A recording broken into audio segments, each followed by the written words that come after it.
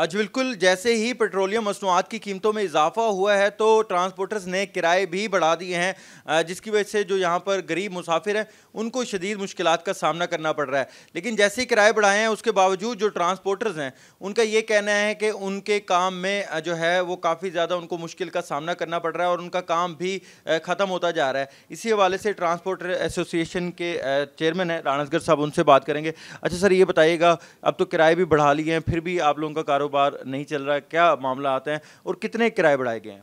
अगस्त से लेके अब तक जो फ्यूल बढ़ चुका है वो तकरीबन 60 रुपये बढ़ चुका है।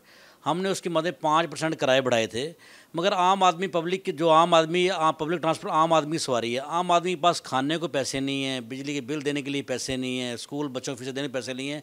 उस किराए के मतलब वो निकलते ही नहीं घर से, सफ़र कैसे करेंगे? अगर कोई मजबूरी से निकलता है तो वो बारगेनिंग करता है कि खुदारा हमसे पैसे कम लें।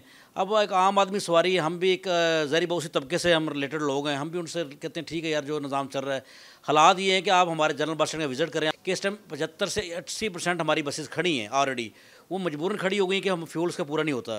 जो 20-25% चल रही हैं वो भी लाए मल्ला, अगर हुकूमत ने अपने ये हरदर्मी कायम रखी, इन्होंने फ्यूल जो पैसे बढ़ाए हैं अगर वापस ना लिए तो 20-25% खड़ी हो जाएगी। मुल्क का दिवालिया पहले नहीं इतना हुआ जितना अब हो रहा है।